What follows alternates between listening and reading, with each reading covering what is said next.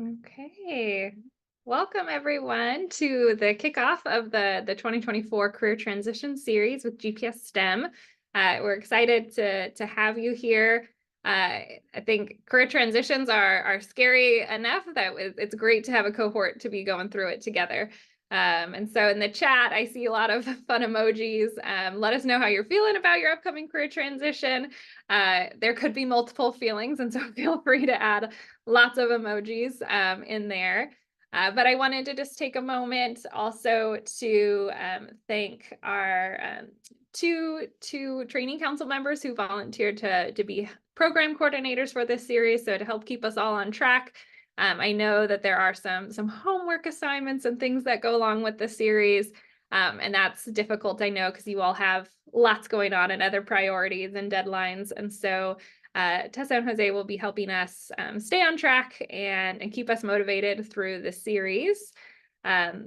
If you didn't get a chance to fill out the pre-survey, we'd love to have you do that. And you can scan the QR code here. I didn't put it in the syllabus, so I'll make sure to link it in the syllabus as well, because we'll use that as we're going through the next 6 weeks together.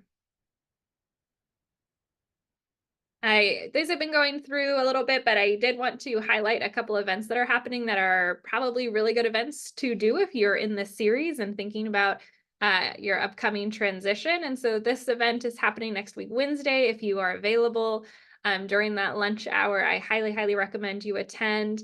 This event, it's going to be interactive, high energy, and a fun way to learn how to connect with the right people when you're networking. So I encourage you to sign up for this, and I'll put the links to these in the chat as well. And if you are looking for science communication and writing positions, we have an upcoming panel happening as well. So just something to keep in mind if that is your career direction and you're going through the career transition series, no better way than start to connect with industry professionals, do some informational interviews, do some mixing and mingling with them. And so I will put that information in the chat as well for you.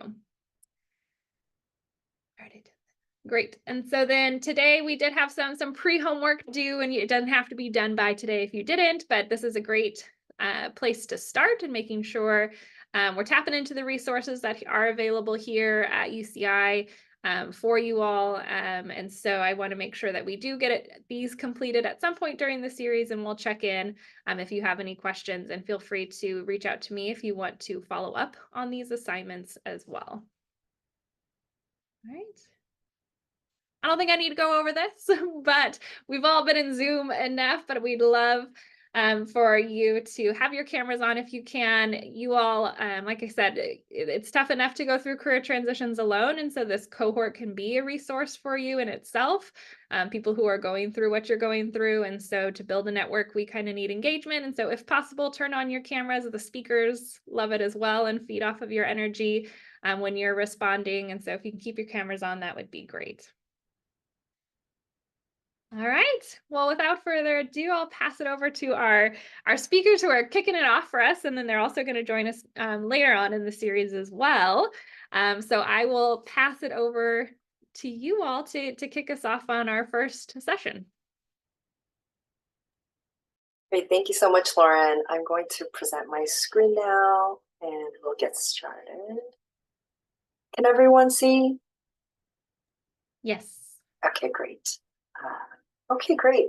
Thank you so much for being here. We're super excited to be here today to kick off the first session of the series. And today we're going to take you through finding that perfect job, discovering your ideal career through personality, position, and place. And we'll explain the 3 Ps that are mentioned here in the beginning. So next slide, let me introduce myself really quick. My name is Amy Chung. I'm an Associate Director of Regulatory Writing at Novartis right now. My past positions have included roles at Jazz Pharma, Amgen, and Bristol Myers Squibb.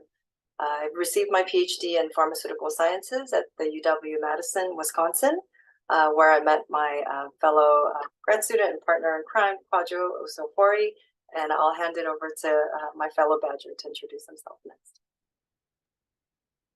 Hi, thanks, Amy. I'm Kwadwo Owusu-Ofori. So I'm a laboratory operations manager at the Milwaukee Health Department.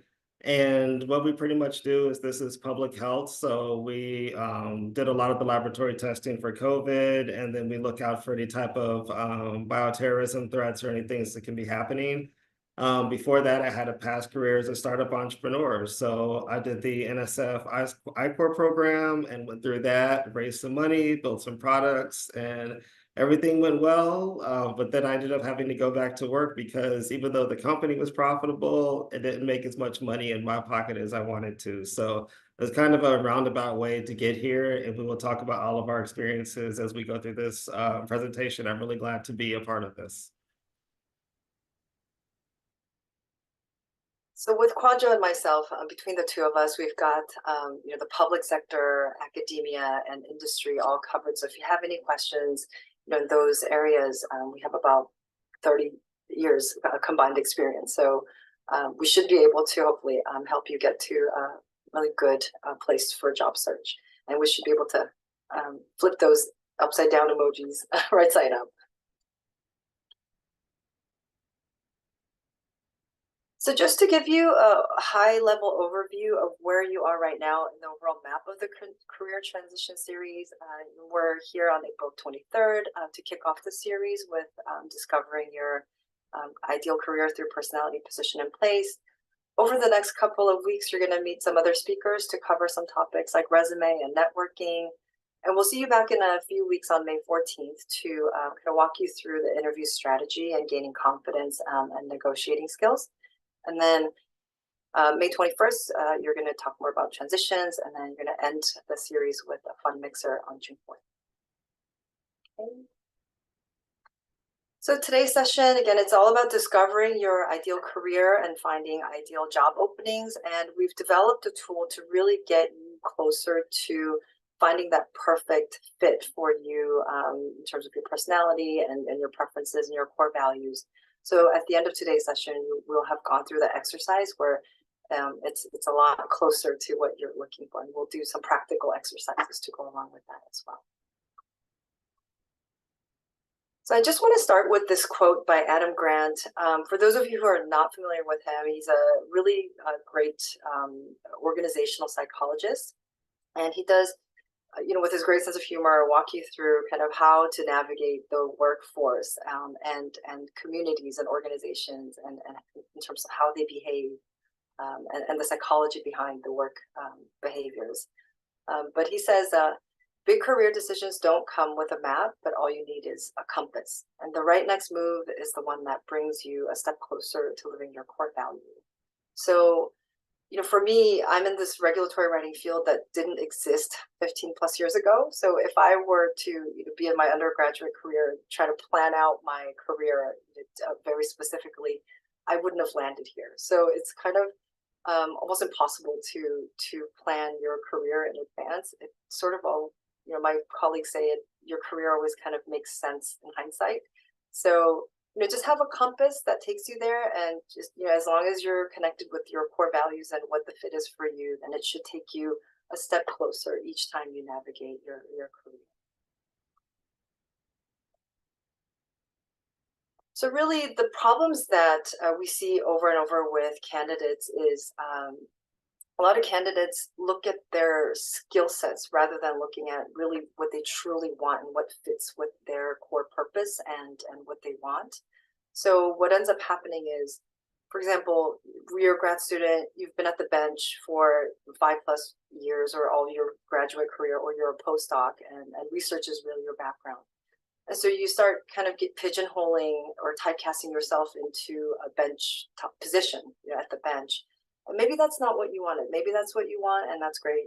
But maybe that's not what you want. Maybe you enjoy other aspects like writing or teaching, or just doing something bigger with the data, or education or marketing, or you might have other interests that could be at the core of what you want.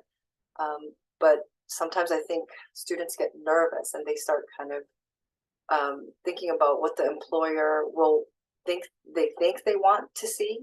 And so you'll cover your identity, and that leads to unsuccessful applications because you're covering your identity and it's not really what you quite want, but you think they want that. And so employers can really pick up on that energy too. And so that ends up kind of leading candidates down this road of flailing anxiety, where they do this parachute method where they just submit a bunch of applications that are kind of generic. They're not really committed to that position, but they want a position out the door. And so they kind of target broad and wide. And it's not very effective. It does, at the end of the day, it can lead to burned network bridges. And I'll go into that a little bit later. But it does lead to a lot of wasted time and energy at the end of the day for everyone involved, especially the students and the candidates applying for that position.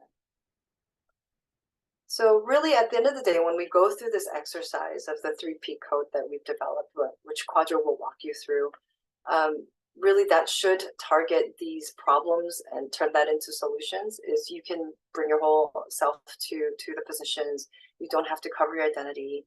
You can have targeted, precise, successful applications with good results and feedback from the employer that you apply to.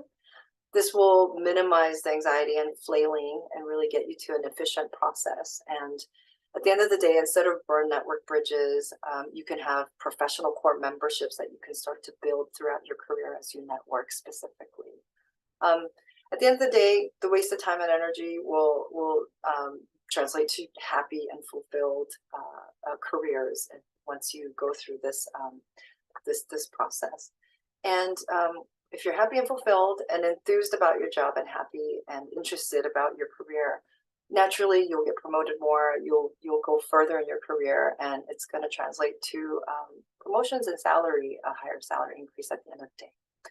So with that, I'll just quickly define the three high-level process. So number one, we're going to define the job titles that pique your interest and align with your core values.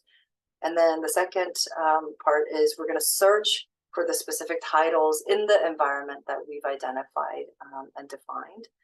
And the third part is that we're going to go ahead and look for and search and select the job openings that meet your needs at the end of this process. So with that, I'll have Kwadwo go through the background and what the tool actually entails and walk you actually through the tool itself. All right, thanks, Amy. Yeah, I really appreciate Amy's synopsis of what's going on here in this project, because it really comes from a lot of our personal experiences. We graduated in 2010 from grad school, and I think it was about 15 years later. Was it 15 years or yeah, 15 years. Yeah, 15 years later. I think we really went through a lot of different things in terms of having different careers. So what I say here is that with Amy and I, Amy was very good at being able to say that after coming off of the bench in terms of postdoc, that she was very quickly able to decide that she wanted to go into medical writing. And so she was able to find the societies, be able to network in, be able to get to the first position, and it's had a very fruitful and great career in medical writing and industry, right? And with me, I had a bit of a harder time finding positions. And so we've been good friends this whole time. And then at some point in time, I got a chance to learn operations, which was one of my first positions coming out of school. And in operations, they have these tools called process improvement tools or quality improvement tools. So it's like, how do you get to the root cause of a problem? How do you make something more efficient in terms of a process, and how to make sure that you can get the most out of the work or the energy that you're putting into something. And so pretty much Amy and I just got together and said, okay, how can we put together both of our experiences, getting positions, using recruiters, going through professional networks, applying cold, all of these into a process that could have helped us when we were coming out of school. And so this led us into this field called job search self-efficacy, which is part of workforce development. And what I want everybody to do now is, you see a QR code at the top right of your screen. That goes to a validated survey called a job search self-efficacy survey. And it pretty much says, out of the different components that the research and workforce development and vocational psychology has found are necessary to have a successful job search, which means you're looking for a position and then you get a job offer. What are the things that you're good at? What are the things that you need more help with? And so it's a 20-question survey, 1 through 5 kind of thing, sliding scale. It's real quick. And I do want to actually have us take a break. We'll say maybe 3 minutes to finish that. And so at the 20-minute mark, we'll go ahead and keep going forward.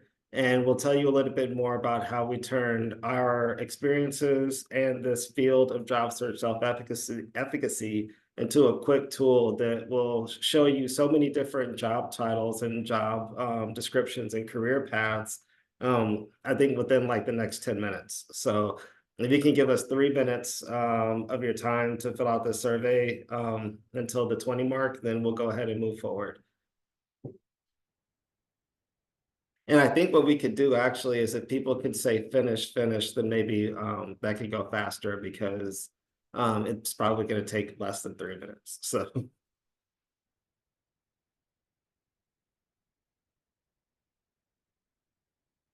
Yeah, we already have somebody done. That's good. All right.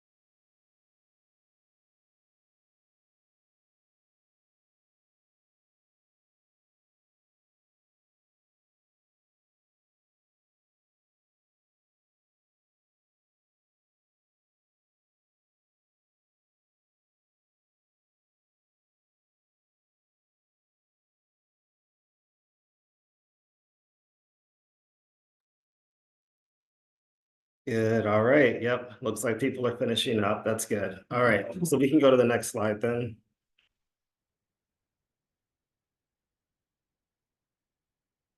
All right. So I'm here to introduce the 3P code. So Amy and I, we decided when we first started off that we wanted to write a book just kind of capturing best practices of job searches. And as we kept on talking and talking, we really started to hone in and realize that there are really 3 key components to having a successful job. So we've been in jobs that we've liked, we've been in jobs that we don't like, we've been on career paths that we've liked, and we've been on career paths that we don't like. So with that, we were just saying, okay, what are the key things that we felt were needed in order to be able to say, okay, this is a good placement.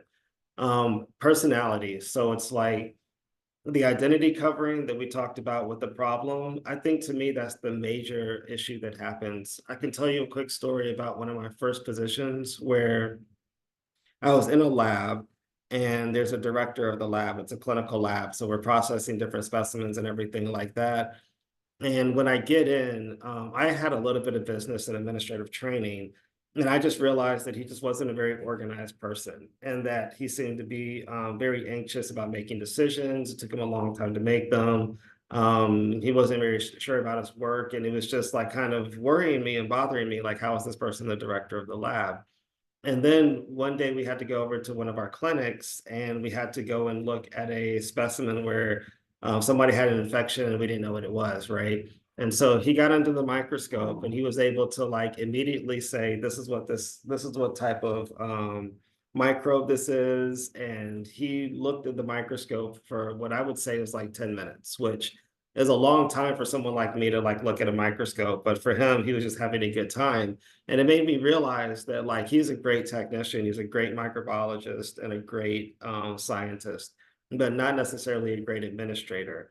And so when we go to position there, we want to actually have people think about what they're going to be doing on a daily basis. Are you going to be doing tasks that you can get good at and become like really proficient in. So like if you think of something like a Maldi or a mass spec or something like that, there are people who love to be able to know everything about the different models of mass specs and everything like that. That would be considered like a technician kind of thing. And then the next the next thing that we looked at was the place. It's like when you go to an organization, the organization is working for a particular value. And so what value do you want to put your time in, your 40 hours a week for? Do you want to do it for public service? Do you want to do it for industry where you're actually making tangible products that can make people's lives better? Or do you want to do it for academia as well, where you're like increasing the amount of human knowledge that we have so that we can build better products in the future and even be at the forefront of the products that are being built and services being built? So next step, or the next slide. So what we've done here with this 3P code is that we've simply have you going through 3 different filters. The first filter here, on the bottom part of the axis, we have just 2 statements that you can determine which one you want to agree with. And then on the y-axis, we have the same thing, 2 statements. And we've been able to separate personalities into like 4 general groups, right? Because we want this to be very quick. We have the pioneer, which is someone who likes to get out there and have freedom and autonomy, and they like everyone else around them like freedom and autonomy. So this is someone that's perfectly sane and adds value in chaos or in new frontiers. We have of the left part, the top left, the investigator. So that's someone who they want the freedom and autonomy to be able to lead the group or be able to lead a project, but they want to make sure that everybody around them has a clear, defined role. At the bottom left there, we have a soldier who they want to make sure that their job is ordered and structured, and they want everyone around them to have an ordered and structured position as well, or workflow.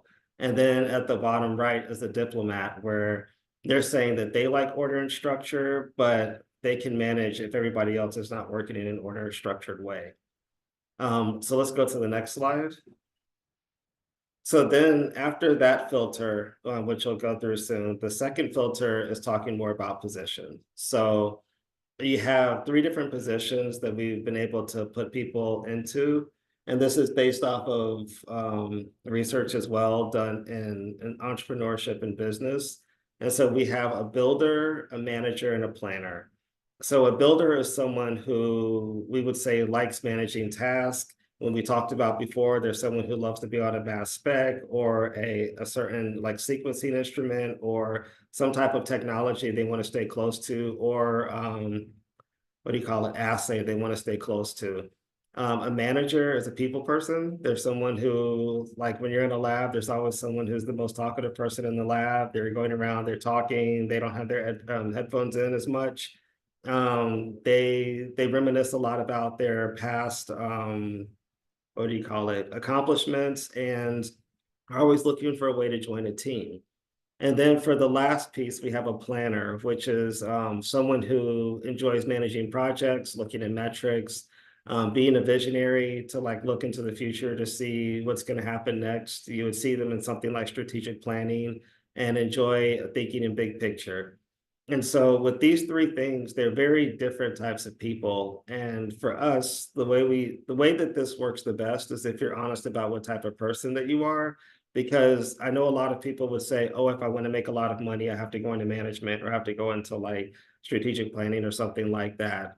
The way we've designed this course flow is that you can hit any salary target that you want within any of these different types of positions. So it's more about what you're going to excel at easily versus what you think would be like a successful career path, if that makes sense. Next step or next slide is, so yes, the last part is the place. And this part is where we're going to really start to expand the world that AB and I are trying to create.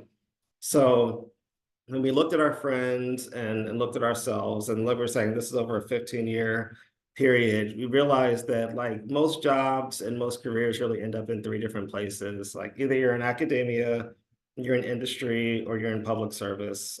Public service meaning It could be anywhere from NIH to CDC to DOJ, just a lot of different places. Industry can be biotech, it could be pharma, it could be mining and what's the mining and drilling. There's just a lot of different things you can do in industry. And then academia, it could be like small college, large college, research position, teaching position, everything like that. But these are the three core places to quickly be able to identify where you want to go next. Next slide. So to do a deeper dive, when we look at it academia, we defined it as a field or a place or environment that is looking to gain and share knowledge. And so there are three key things that are happening in academia. There's the pursuit of knowledge, which is the actual study. So that would be the research, that would be the textbook writing, the conferences, any type of sharing of knowledge. Talent development is what we would call, building the minds of the future. So like raising a student from freshman to senior, or from freshman graduate student to graduate, to doctor kind of thing. Wanting to really nurture someone. And then brand management, which is after that person graduates, or whenever you see the logo for your university anywhere, there's always some type of play involved in that. And so we just wanted to make sure that if someone knows that they're going into academia, it doesn't necessarily mean that you have to be a professor, right? There are people who are in administration, whether it's research administration, grant administration, science and marketing and communications. When we were in school, we had this really cool person who was at our department, and she did science communication. So all she did was go around and interview all of the scientists and things that are happening in the department and write about it for alumni, of course, to get money. So it's like it all ends up coming down to that. So we wanted to kind of expand that out when we talk about what academia is. And then when we go to the next slide, this next slide is about industry. And so what we've done here with this next slide is just kind of draw out a value stream of what happens in industry. So generally in any industry, you're starting with like bringing something out of the soil or out of the ground. So either if it's in chemistry, textiles, pharmaceuticals, you're pulling something out of the ground for something. And so after that, it goes to an ingredient supplier who is going to turn it into a chemical for Sigma, or a chemical to be turned into a pharmaceutical, or an assay kit, or whatever is necessary. After that, there's going to be some of those ingredients or reagents being used for research and development, and others are going to be used for manufacturing. And after it's manufactured, it goes into sales and marketing. And on the left side here, we have the different types of places that we've seen people go from our different types of degrees. So you have cosmetics, pharma, biotech, materials and textiles. We want to let you know that from where you are now, you can get into any one of these different places. So I don't want you to feel like you need to have a transitional job or transitional career. You can just go right into saying, I want to be in manufacturing and cosmetics, and this system will be able to put you there. And so we can go into the next slide, where this is where I'm in, which is the public service slide. I find public service very interesting because, particularly coming out of academia, we always, it's what Amy was saying, where we have two sides of us. Like we have the person in the lab who is diligent and is a scientist and very interested in everything down to the enzyme level or genome level kind of situation.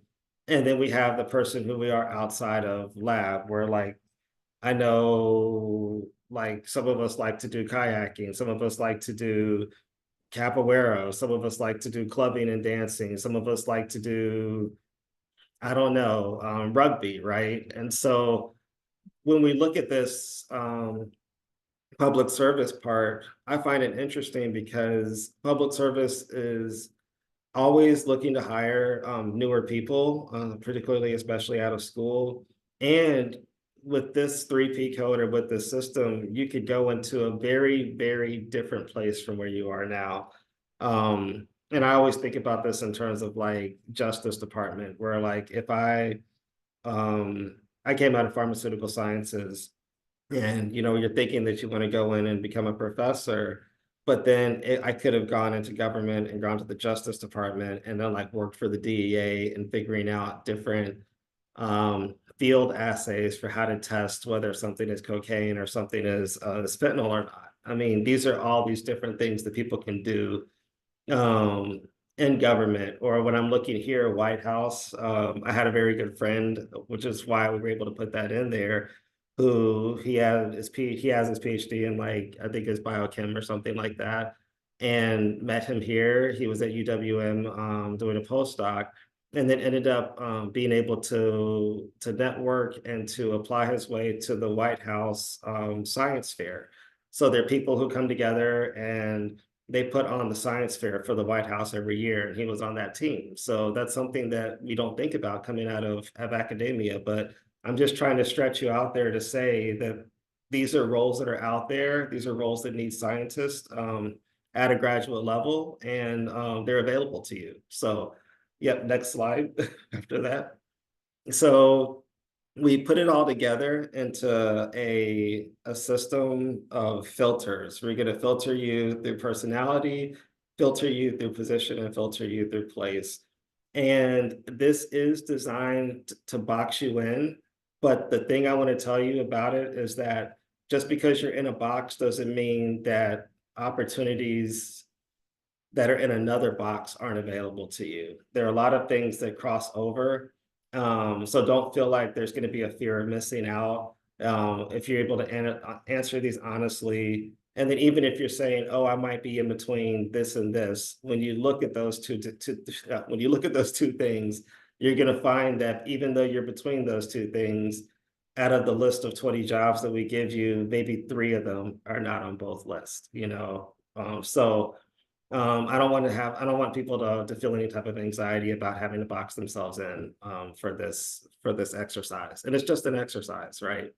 So we filter you through personality, position, and place, and we find what we termed a 3P code to put it all together. So the next slide is that you're going to do the 3P code now. So we have the QR code there for you to scan, and you literally answer, I think, 3 or 4 questions, and you will have a list of about 20 um, positions that Amy and I have sat down for years to curate, to say that if someone hits these 3 things, that these would be positions for you.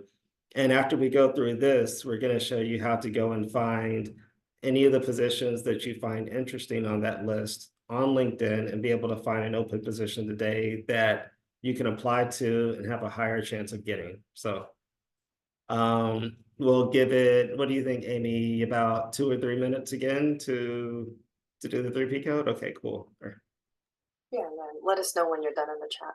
Yeah. And if there are any questions, I went through a lot of information. If there are any questions, and if someone's already finished their 3P code, we could take a couple of questions, I think, during that 3 minutes. Is that okay? Or okay?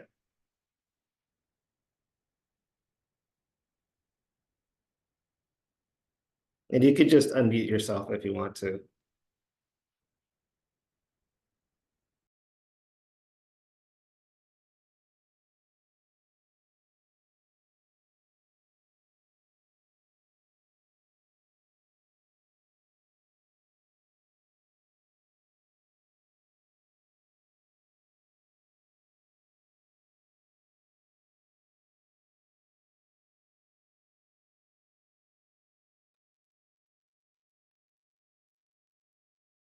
I'm actually gonna do mine again just to make sure it's all good. Let's see.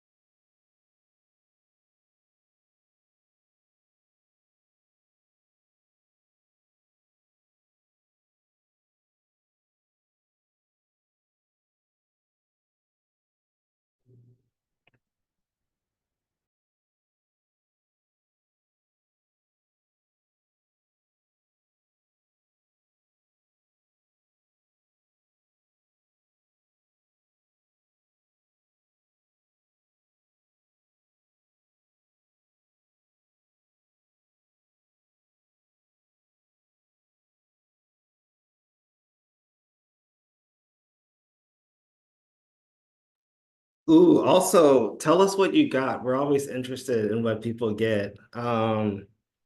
Let's see. I think what was I? Investigator, pioneer, public service or something like that? Or yeah.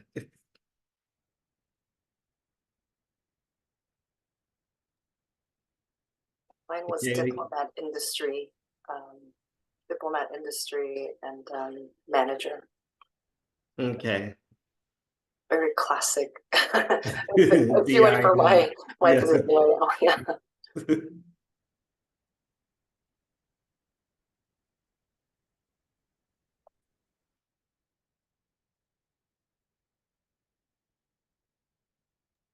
Quick Hey question. Lauren, what did you get? Yeah. I have a question for you all.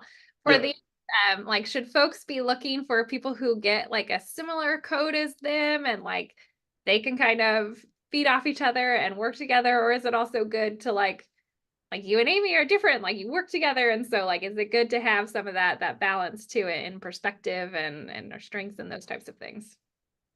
Huh. Have we gotten that far yet? The research, we're just like We getting are, yeah, getting the codes back. in, but I think it's a great idea. I mean, Yes, I or think you so can too. exchange notes, and I to this day too. I met a fellow medical writer 10 years ago, and I just talked with her last week about, hey, there's a position that I'm currently happy in my position, but you might be interested in, or you can forward each other, different links to different positions, or um, and as a side note, I think as you kind of climb your career ladder, it's not always like a straight beeline, steep, curve all the way to the top. It's sometimes you take a step back, sometimes you go forward, and you just kind of adjust to where your phase of life is at the time. So if you Mhm. have, similar 3P code buddies that can kind of brainstorm with you along the way. Different interests change, personalities change, and situations change. So yeah, it's always a good idea to kind of have a community where you can share and compare notes. Yeah, no, that's actually such a good point. I mean, yeah, just like what you were saying, when I'm thinking about these last, 15, I'm gonna keep saying 15 so that I remember that it's actually been that long. But it's like things have changed, like you're saying, particularly with the personal. So like if it's marriage or kids or mortgage or alien parent, where I've met a lot of people who they'll be out and about doing their career and then their parents get sick or one of their parents gets sick and they have to move back home. What kind of industries are going to be at home?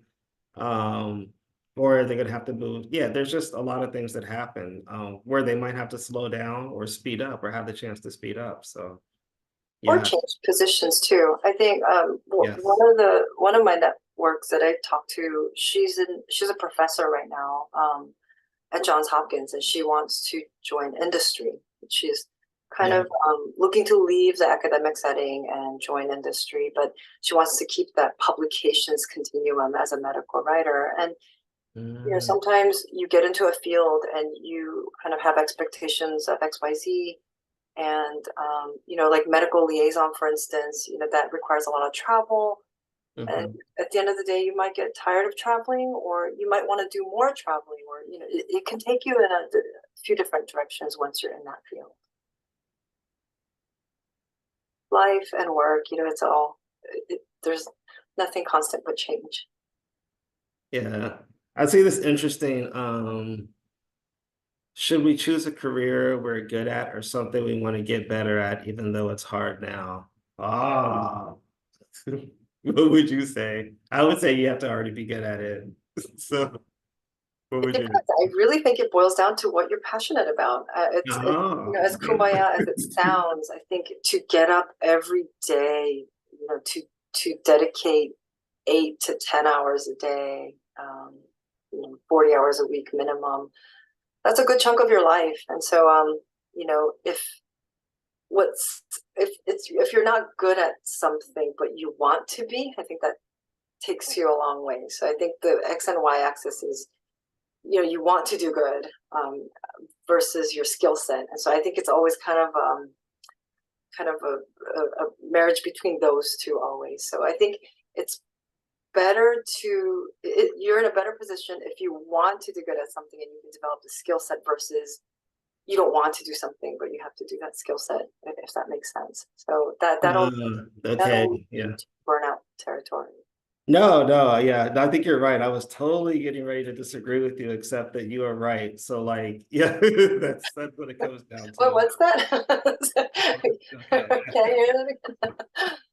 So, yeah, no, I think at the end of your career, especially particularly, I'm in this writing space for 13 years now, and I think your 7 to 10 year mark is where you really get in that comfortable space where you can either really burn out or really excel, or somewhere in between. But it's better to have high motivation and little skill versus the other way around. Cool. Yep. And with that being said, let's go to the next slide. Let's find these jobs in real life, right? So let's see. Is this me? This is me, Okay, and good, yeah. so everyone should have their 3P code in front of them, right? And the link should have taken you to a list of job position titles. And there should have been 1 to 3 that really stood out to you, at least one that really stood out to you as kind of like the top interest piquing title. So I can kind of show you examples of where to go through with LinkedIn, and show you examples of how to search for that. But really the ideal or the point of that 3P code exercise was to really box you into a specific job title, at least 3 that you can start your search with. So if you wanted to do the search today, right after the session, or casually at the same time as I'm walking you through the LinkedIn, you can definitely take a look at some of what's out there using those job titles. So I'll just go ahead and dive right in. So let's say that health economics was one of the titles that was on your list, and I'm just picking industry as an example, health economics as a field as an example, just to show you. As soon as you go into LinkedIn, and as sort of a manager, kind of having been on the hiring side, I think LinkedIn is kind of the go-to nowadays for employers. So I'll just kind of show you the examples and the processes through LinkedIn as a default. So I've typed in health economics. You can set your location. I'll just say the US. Excuse me.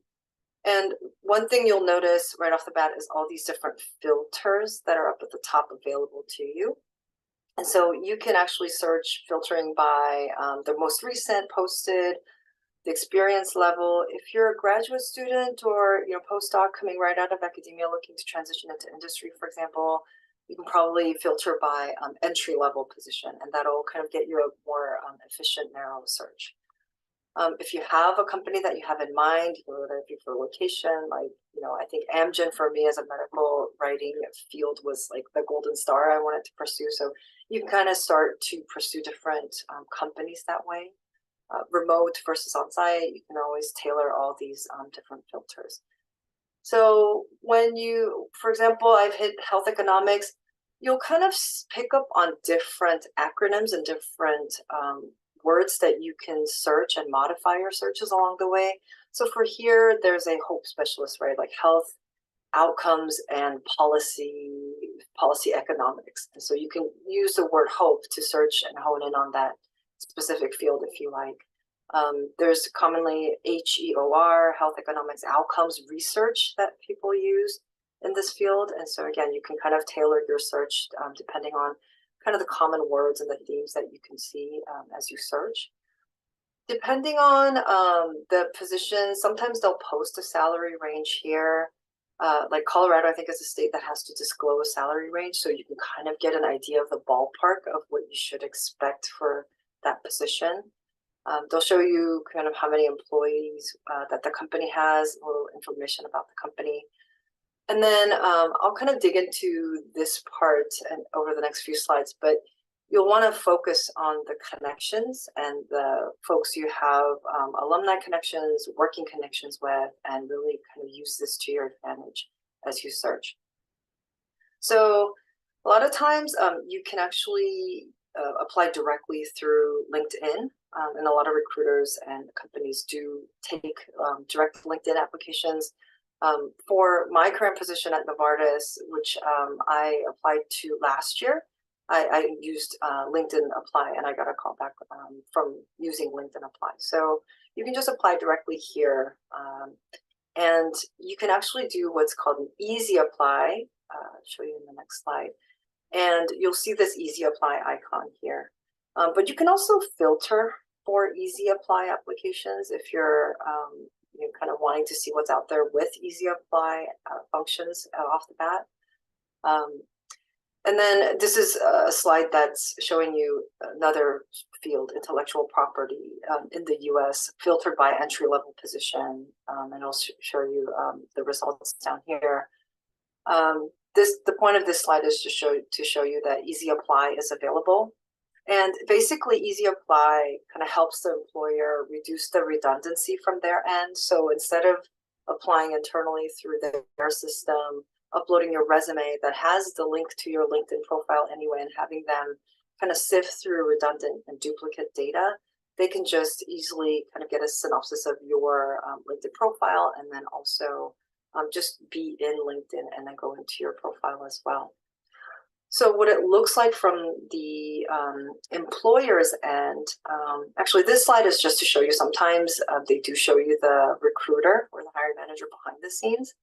And it's okay to contact them directly, especially after doing the Easy Apply. You can reach out to them and just confirm you're really excited about the position, wanted to make sure they had the application, and if there's anything that you can follow up with, just let you know. That kind of message, I think that shows commitment and enthusiasm, which can help you with your application kind of standing out. So then from the employer's end, what Easy Apply looks like is, again, they have a synopsis of your profile. They can also see sometimes how many jobs you've applied for. And they can kind of get your core information and then go directly to your LinkedIn profile. So this is just for your FYI, in case you're curious about what they see at the other end.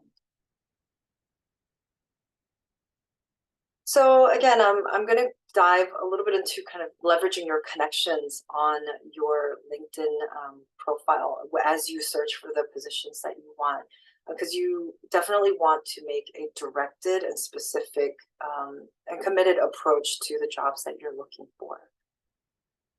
So again, I've typed in a different field. For your example, it's technical operations. You can see there's some connections here. There's some alumni, and really what you want to do is, if you can, get this requisition number. So the more specific you can get before you reach out to your network, the better. So the kind of messages that always leave me a little bit, it leaves me feeling a little bit bad because I can't help the candidates that are looking for the help, is I'll get a lot of messages that say, hey, I noticed you're at Novartis, or I noticed you're at Amgen. Is there something for me? And I don't know what's out there for you. I may know of some openings that are within my immediate team in the regulatory or medical writing space, but I have no idea what openings are out there at the broader company level, right? Like Novartis is 100,000 people big. I don't know all the positions that are out there, and I'm not going to be in the career website because I'm already in my position. And so for folks that are reaching out to their contacts, the best sort of message that I get are the specific ones. Here's a rec number. I'd really like to apply for this. Can you take my resume to the hiring manager, or put me in touch with or send my resume to the talent acquisition?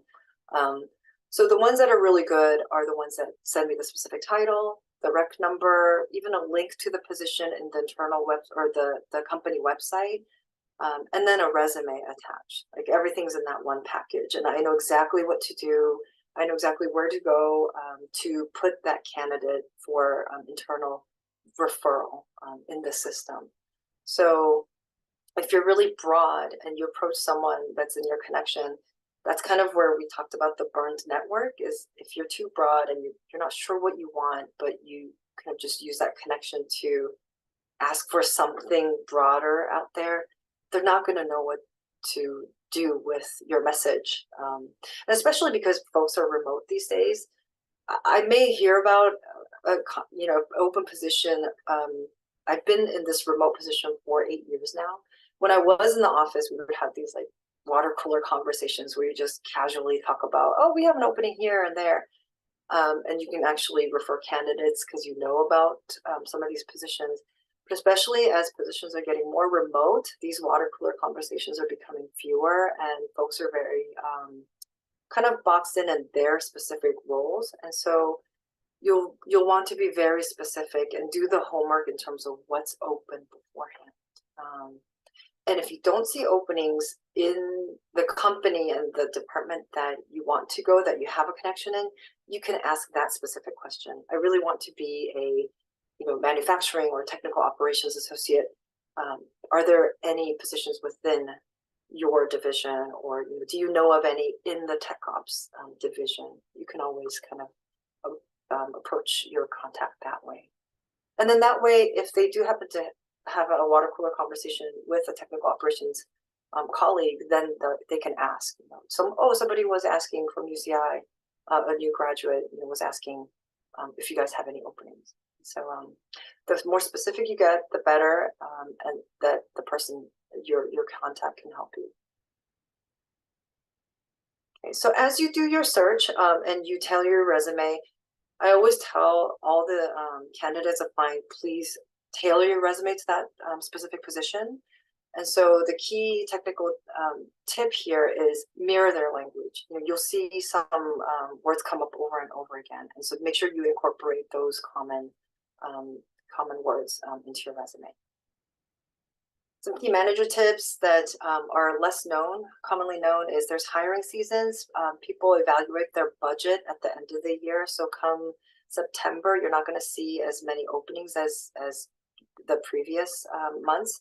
So they evaluate the budget. January is when they get the head count, the open position. And so you'll start seeing those positions reflected on LinkedIn in February. So that's your open window if you want to apply.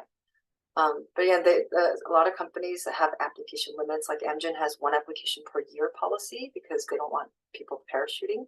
So be mindful of what position you want to exactly hone in on before you apply. Recruiters, I know we're kind of nearing the top of the hour, so I'll go a little bit quicker. Recruiters, there's internal, which you'll see at company booths at conferences sometimes, and they're typically called talent acquisition. And their job is to just scan the professional outlook, like on LinkedIn. They'll do key searches, and your profile might come up depending on the word they use. Those are just internal employees of that company that are out there to scout out talent and put those resumes in front of the hiring manager so that the hiring manager can continue doing their job. External recruiters are ones that are commission-based. They put candidates, they're often contracted by the company, but they are working on commission base. So they typically like to work with candidates that have experience already, so they have a higher chance of getting that commission. But that's not to say that it's a hard and fast rule. They only work with people with experience. But just so you know the difference between the two recruiters, there's internal and external. So some final kind of cheerleading, championing advice is the world needs you and your talents and you as a person, right? Not just your skill sets. And I just want to remind, especially grad students and postdocs, our academic training is a lot more than just science and lab techniques. We definitely have a lot of other skill sets that we offer on the table, and a lot of times people will only work or specifically look for PhDs because of all these the list of skill sets that we acquire along the way, like critical thinking, problem solving, self-starting, being independent, proven dedication, long-term commitment, tackling steep learning curves, and high tolerance for failure. Science is going to definitely train you for that.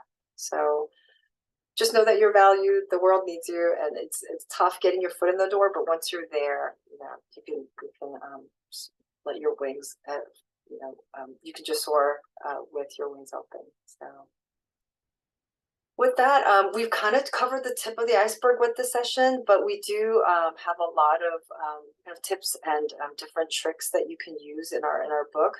We've written this over the years because we wanted to save a lot of pain for our students, and there wasn't a resource out there that was really comprehensive and quick read for the students to use as a guide. So hope it will help. And in the few minutes we have left, I can open the floor up for questions. Yeah. Did anybody find any cool new positions, or have any interesting questions about all of this and where to go from here? I had a quick question. Okay. I wanted to ask about your thoughts on minimum job requirements, that list of minimum job requirements they have, and how much, I guess, value should a potential person applying put into that, as far as like, maybe I should stay away from this because I don't really meet all these requirements, or maybe I can still apply because I meet most of them, but I don't necessarily have all of them. Do you want to take this, or? Sure. Yeah. Okay, And yeah. I'm just kind of Thank you for the smiling here question. because every position Yeah. seems to have 1 to 3 years of experience, but no one's willing to give that experience. So it's a catch-22, right?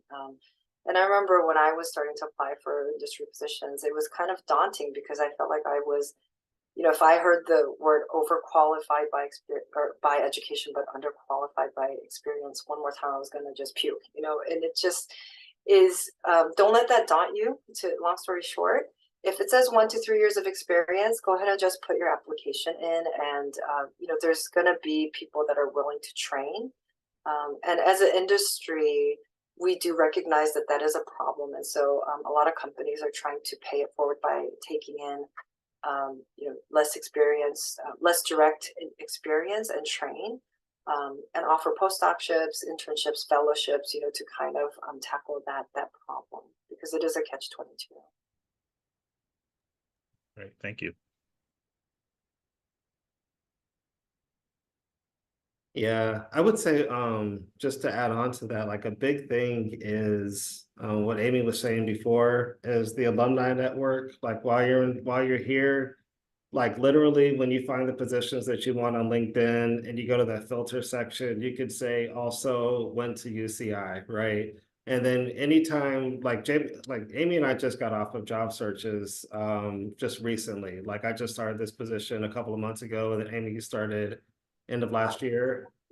Yeah, from taking what's it called?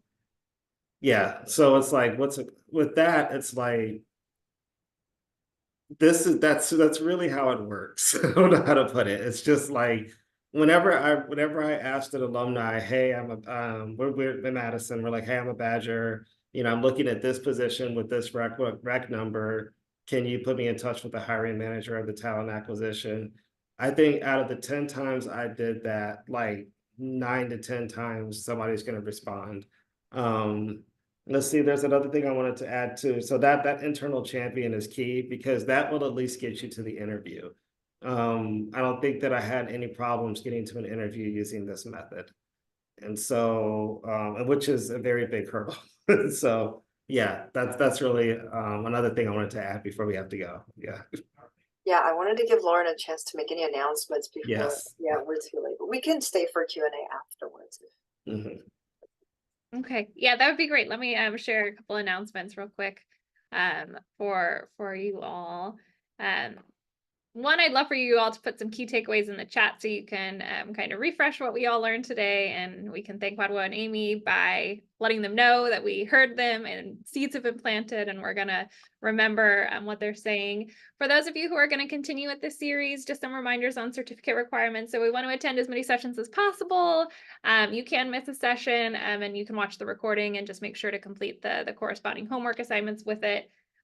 Make sure to do the homework, and they should be pretty simple. So I tried to make them to where they're not going to be too difficult. It's a draft of a resume. It could even be an old one. We just need to find it and dust it off. Quick things in there. Please reach out if you have questions on the different homework assignments, and they're all linked here in the schedule and syllabus. And then along the way, I might ask for some feedback. So please fill that out as much as possible.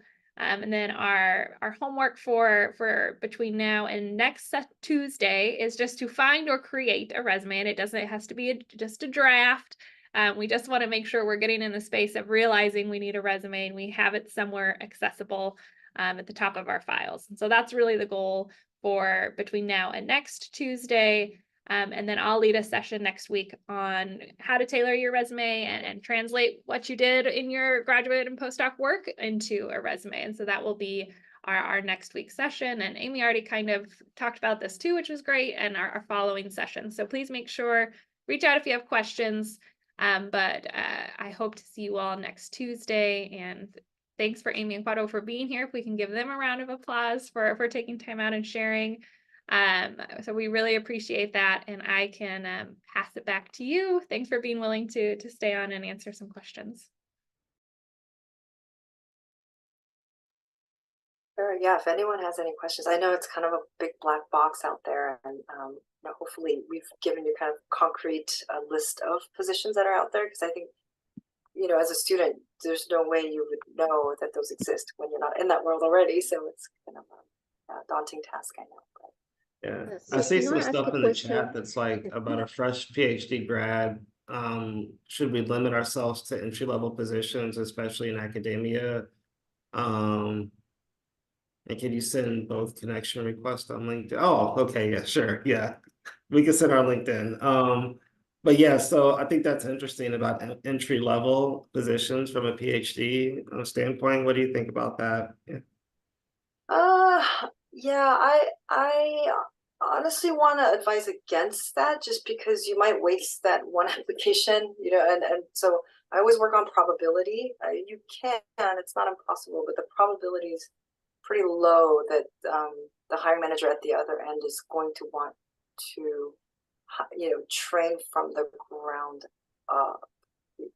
So I guess what I'm saying is, if you don't have so the typical in industry anyway, it goes from associate to senior associate to manager, senior manager, associate director, and so forth. And so if you start here without any direct experience, your resume is likely going to probably just get ignored, because it's just not the right fit. You do have to earn that experience along the way, and get that training that you need along the way to build up to that career.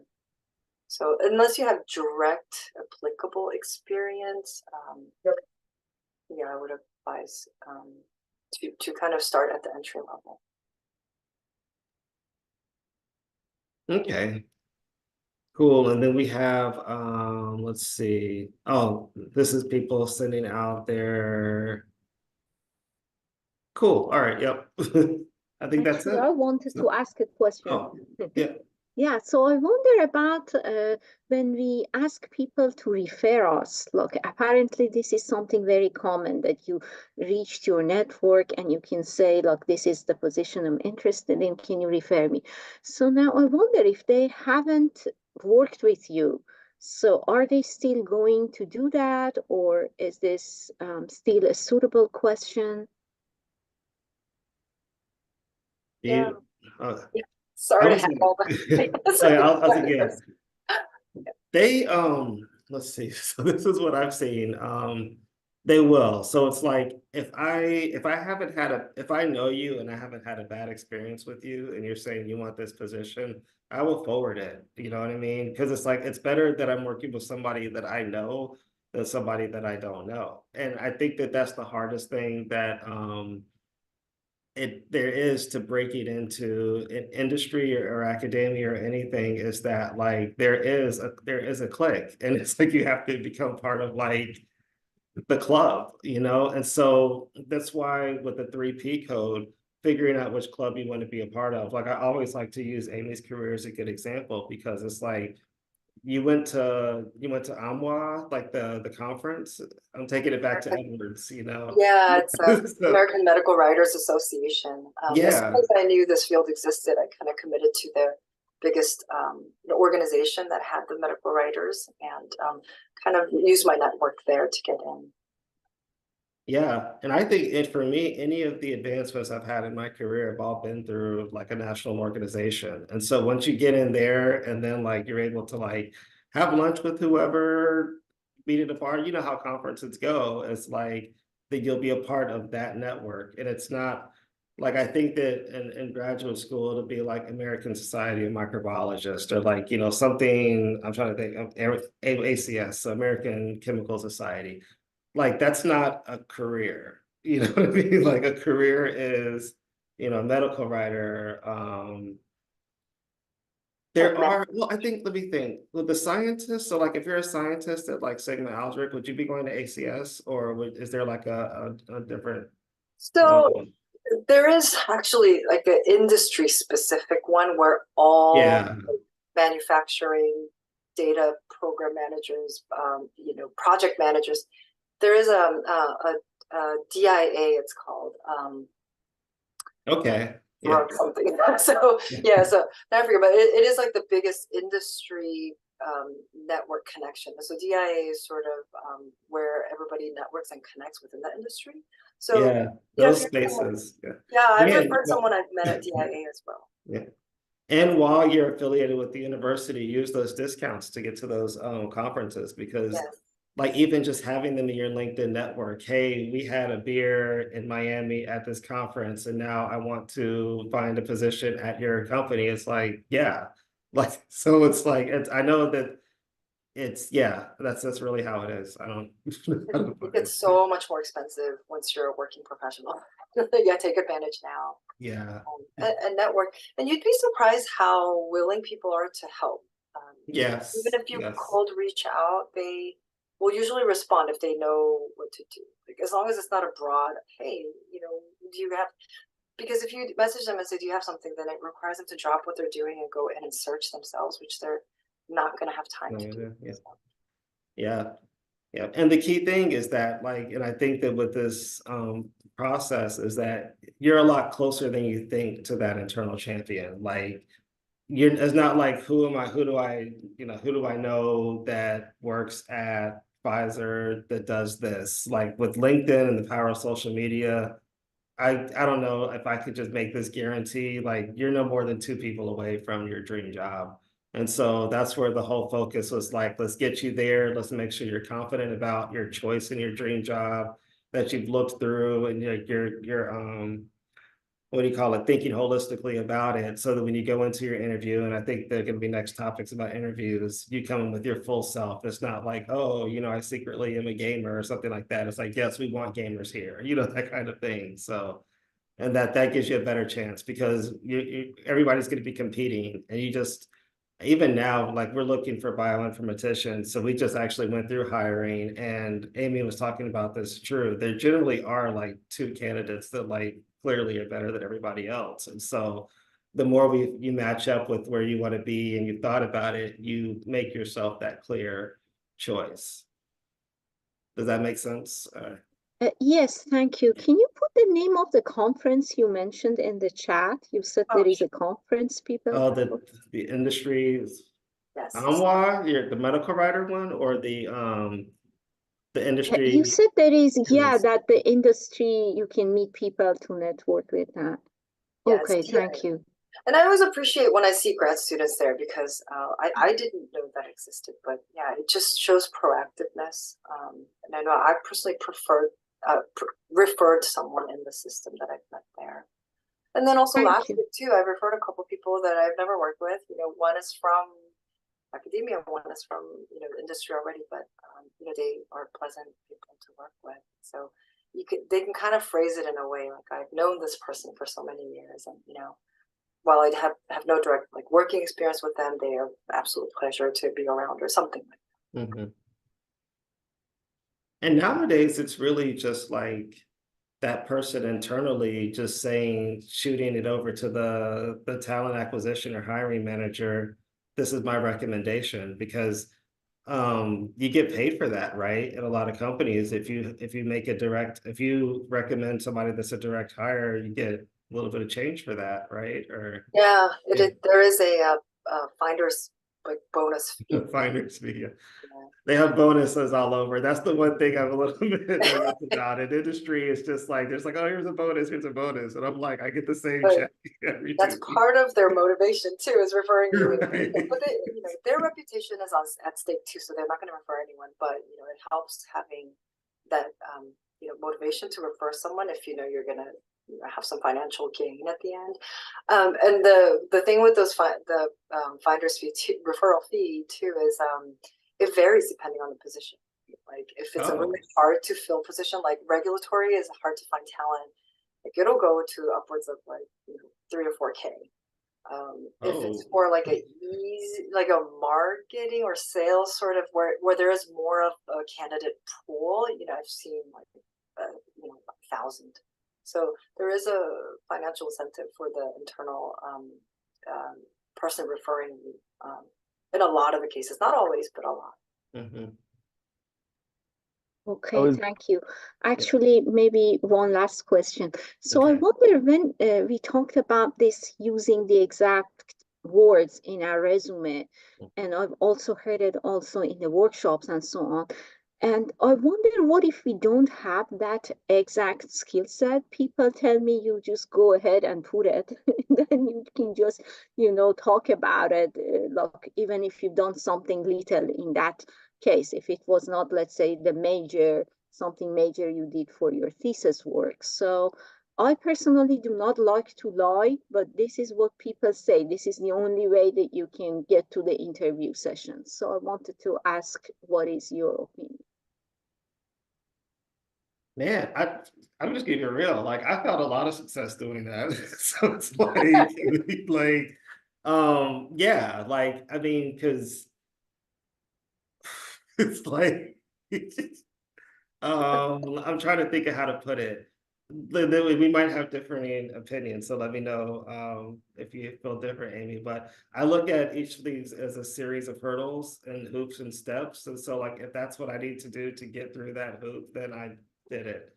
When it came to the interview, there wasn't anything that I felt I had to like fuddle my way through, because I like once you're already like in your space in terms of 3P, like I don't know, like I don't know how to put it. You're gonna be fine in terms of like the technical knowledge. If you're doing graduate school or postdoc, you already have enough technical knowledge, you know what I mean? So it's not gonna say, nobody's gonna come to you and say, oh, you know, what is the catalytic lysine of this enzyme? And you're like, oh, I don't know. And then like, that's why I don't get the job, you know, kind of thing. So like, I look at it as like, how can I, as closely as possible, translate things? But I don't put everything there. If they have like, you know, 10 job bullet points, if I'm only good at 5 of them, just repeat those 5. Like, that's it, you know? Well, I think in the chat, Lauren put it really nicely. Like there's a difference between lying and, you know, blatantly lying, letting, and then versus letting facts get in the way. Like you don't, Okay. I guess it's kind of like what you want to present in terms of, like, let's say you've only done an ELISA assay like once or twice, right? You can put that there. You don't, it's not like you have to be the expert of ELISAs or any, like, you know, Western blot. Even if you've like seen someone do a Western blot over the shoulder, you know, you can put that there. So you know, it doesn't have to be, it's somewhere between like a white lie and a like complete like you know, hard and black and white truth sort of thing. I wouldn't make up things that you didn't do. Like if you've never ran a mass spec, then I wouldn't put that there. But Yeah, you know, you could emphasize other skill sets in place of that. I'd keep the error bar at 20%. Does that work? Sure. Yeah. Either way, yeah. Yeah. Thank you very much. You know, I'm gonna share a really short story, which there's a personal story that's backfired me that way, where, you know, I was in my postdoc. I really wanted to leave academia. I really wanted to just like start working in industry. And I saw this position at and everything fit, right? Like the location fit, the salary fit, everything fit. But I just didn't have a strong chemistry background, and they were looking for a polymer chemist. And yeah, I kind of knew a little bit of, I was kind of an organic chemist by training. And so kind of knew a little bit about polymers too. And, when I got to the interview, I realized like, I don't want to do this. I don't want this position. And they were kind of grilling me about like, well, how did you synthesize this? And I kind of was tiptoeing. And I think everyone was super irritated at the end of the day. And the other kind of side story about that experience is somebody high up saw me during the interview and he said, there's actually a tissue engineering, like a more biology focused position. Would you be interested in that instead of this? And what I should have said was, yes, I'm a better fit there. I have more of a biochemistry training. That would be, but I didn't know because I was such a newbie at the time, and I thought it would look disloyal to say that I'm now interested in this position versus that. So I said, no, I'm interested in this position and I'm committed. But I think looking back, that was kind of a big mistake on my end, is to target a position that I actually wasn't a good fit for and didn't want. And my technical training there was very weak, and I thought that was my only option. But then at the interview, they presented me with this position that wasn't out in the public domain yet. So I should have kind of grabbed that or left an opening. But so yeah, don't go too far. Yeah, the standard dev, leave the standard dev at 20%. Yeah. And I've got to go. There's something happening over here. So, but like, I just want to say thank you to y'all and everything like that. And then my name's pretty unique, so you can hit me up on LinkedIn and I'll reply. So, okay. All right, take care. Yeah, and I can probably for like one more question, but I've also got to get running too. Or you can reach out to us, via LinkedIn. And just one quick question about you and the easy apply, when it lets the other, the person, I guess, seeking a particular potential employee know which other job offers you've applied to. Does it let them know like what those jobs are? Or just lets them know the quantity of different jobs you've applied to? As far as I know, I think it's just quantity. I don't think that link is clickable. But I can look that up and get back to you. Don't quote me on that. But as far as I know, I don't think they have that amount of transparency. Okay, yeah, I was just asking because I know you mentioned the parachute approach and how that could work against you if you're applying to a bunch of different jobs that may not be related. And I was just curious if that could like be a red flag for someone if they see that you've applied to this other job and it doesn't quite line up with the current job that you're applying to through them, and if that could potentially be considered a red flag. Yeah. Yeah, it's not a red flag at all for candidates to apply for multiple positions. I think that's fair game. I think maybe more than 20 might raise a flag or so, but if they know like you're open to jobs and looking, they know that you've got you've applied to multiple positions, and a lot of times they'll just expect that you're talking to other companies as well. And one trick I've used, I think it works better if you have more experience along the way, but I've actually just told them like I'm talking to 2 other companies and I'm not talking to anyone else. So you can kind of, I think they expect to be talking to other candidates. So that shows that you're a desired candidate. Okay. All right, well, thank you. Would I be able to ask one really quick question? It was something, and I appreciate your time. It was something you had mentioned early on. I'm in the position where I'm currently trying to decide if I want to pursue a postdoc or not. And I feel like everyone has opinions, and I mean, I don't know if it's just the same rhetoric people have just kind of been parroting, this whole time, but that idea of overeducated, underqualified, I think is something that kind of scares me. And I don't know if that's something that, people just talk about, but you yourself, like, have you experienced that actual scenario where someone said, no, you're too overqualified for this job? Or is that just something people kind of keep, I think people keep kind of saying that, and I think 90% of it is probably just underqualified by experience. That's the bigger part than the actual like education level, right? So I don't. It is a rhetoric that people use, but having been on the other side, I think the concern is with the lack of experience and the lack of bandwidth to train new hires that have no experience. So I think postdoc is fine. My personal experience is my postdoc didn't hurt me at all. It actually did help me get my first industry gig. there were actually two of us coming out of a UCLA UCLA, actually, the other candidate was from UCLA as well. She was just coming out of grad school. I was just rolling out of my like year and a half postdoc. And I think at the end of the day, they gave me the position because they kind of counted my like publications experience as an experience. Thankfully, they took both of us in and they created another role for her, but it was a little bit different. And also the salary was different too. So I wouldn't be afraid of a postdoc if you want to go that route. If you know you're like really committed to industry, and I don't know if you want to do a postdoc to just like I did, like I wanted to confirm that I didn't want to stay in academia, but I didn't want to leave academia right away without that extra training, if you will. But if you're interested in industry and committed there, then there's industry postdocships too that you can shoot for. Like San Diego, Pfizer has a bunch. Abbott has a few opportunities, but I think Pfizer is the proactive one with industry fellowship postdoc opportunities. Gotcha. Do you happen to know, are they a company that hires their postdocs after? I know I've been told some companies like Genentech don't like to hire their industry postdocs. I've heard that too. And there was a reason, like they didn't want to seem like it was favoritism or something like that. But yeah, my first gig was with Edwards Life Sciences in Irvine. So they were good about that. It wasn't like a postdoc in industry, but the postdoc that I know are clustered in the San Diego biotech area.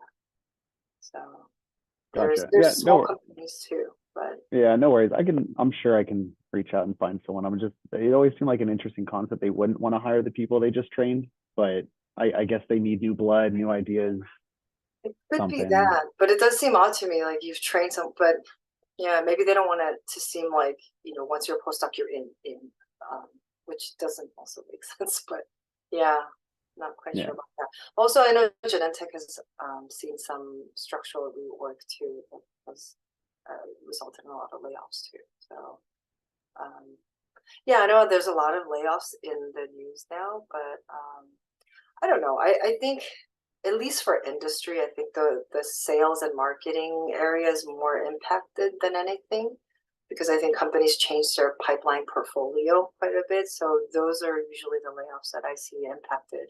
But R&D side of things, it's fairly stable. So yeah, I think that's always people's comments when they say I want to go to industry. They say, well, think about it, it's volatile, right? People are constantly getting fired. Yeah. And I mean, I don't know. It feels like it gets spooky a lot. The whole overqualified, it's volatile. Like, I don't know if this, again, is just something people kind of keep parroting or what, but it's hard not to consider the things people tell you. It is, yeah. And yeah, I've heard the same things too. And I find that half of those are myths, and the other half. So hopefully that's sort of why Kwadwo and I came together to like actually write this book. And it took us about 6 years because we were scared together through this process, and we were exchanging notes, and we were saying, well, I don't know if that's what's doing. So we kind of wanted to bust some myths out there, and also I still see a lot of students come to me with the same questions and the same approach of like that parachute approach, and we wanted to save the students a lot of pain along the way, because when I was a postdoc, all I did was parachute for 6 months straight, and it was really depressing. And I don't wish that on my worst enemy. So we're trying to see if we can minimize the pain and streamline the efforts here. Gotcha. Well, thank you so much. I appreciate all the advice. Yeah, no problem. And don't feel like you're betraying your colleagues by leaving academia. I guess that's they always tell you to stay, but. I feel like I'm in your case. I really don't think I want to stay, but I have people telling me I'd make a good, PI, have good qualities. And I think at the end of the day, it's hard to ignore people that you respect kind of giving you that faith when you're like, I don't know if it's my vibe. So that's why I was considering a postdoc as one last trial to see, do I really like this or not? That's exactly my personal story. I ended up getting an NSF fellowship.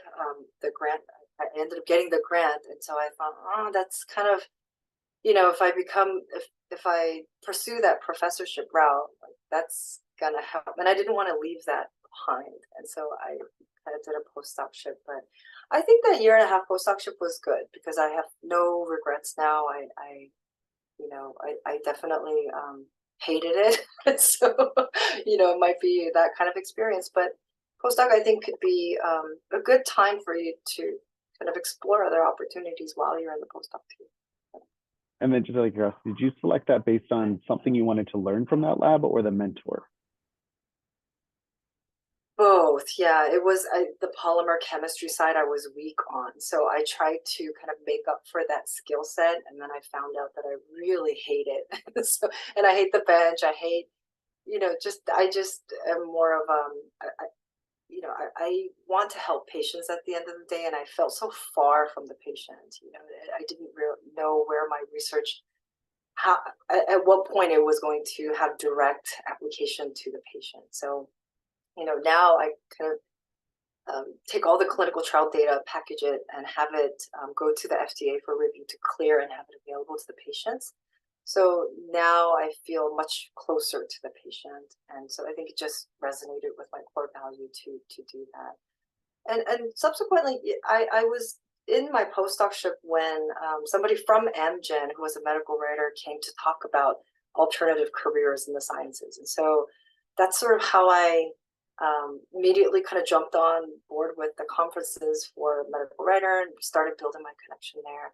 Because I knew I liked writing, I knew I loved data analysis, but I also wanted to be closer to the patient without like the direct, needle jab. So I think that's kind of how it all kind of came together. Yeah. Gotcha. Thank you. Yeah, no problem. So I know that was a long-winded way of saying, go ahead and do the postdocship, but yeah. Well, thank you, Amy. Thank you so much for being here and sticking around for questions. And we'll see you in a couple weeks then. Yeah, we'll do. All right. Well, it was a pleasure being here, and thanks you for having me. Thanks, Amy. Take care, everyone. Bye.